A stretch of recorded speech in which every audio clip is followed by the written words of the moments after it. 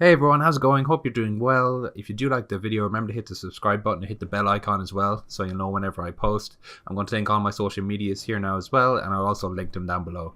Without further ado, let's get into the video. So last time we were looking at different builds that you can do in Fallout 76, specifically for PvP. So last time we were focusing on PvP builds that focused around the special attributes, strength, endurance, agility, and luck. So for obvious reasons, I'm calling this the SEAL build. So the point of this build was to get up close and personal to your opponent and do a lot of melee damage, as you would to a baby seal typically.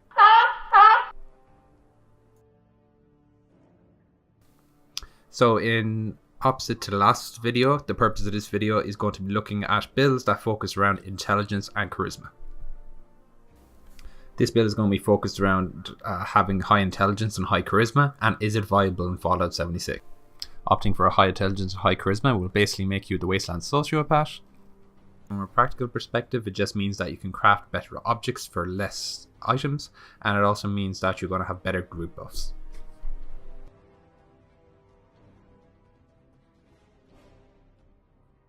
In previous Fallout games, having a high intelligence meant that you earned experience faster. It also allowed you to take perks such as Scrapper and Nuclear Physicist, where it allowed you to scrap items to get more rare materials, and Nuclear Physicist allowed you to eject fusion cores from power armors and use them as hand grenades.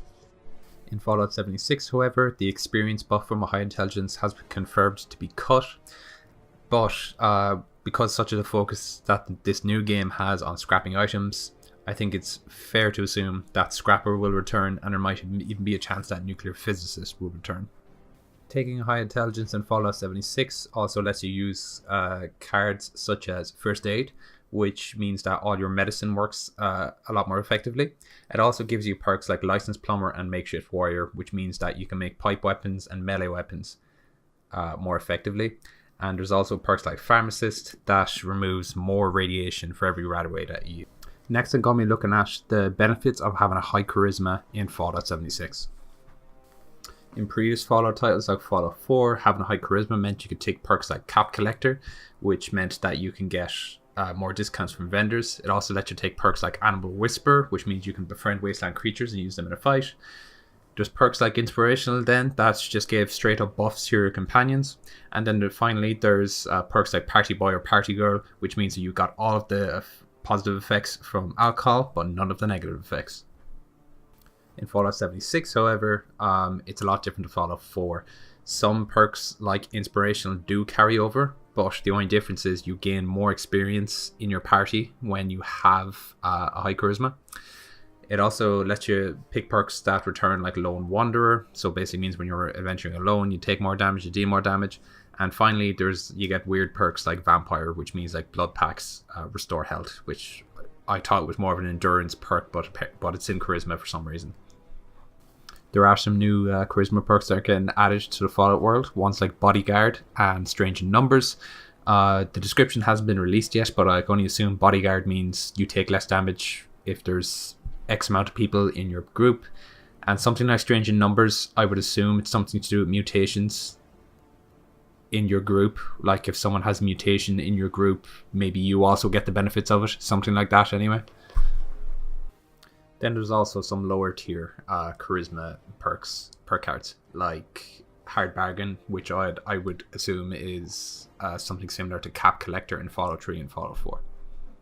So there you have it, a small synopsis of having high intelligence and high charisma in Fallout 76. It doesn't seem to be too viable in the PvP scene, but it seems to be very viable if you just concentrate on playing with your friends or playing on your own, and you're going to stay totally away from PvP. This goes in line with my sociopath theory, where that if you're a sociopath, chances are you're going to be playing on your own anyway. So there you have it. That's my thoughts on the high intelligence and high charisma stats in Fallout 76.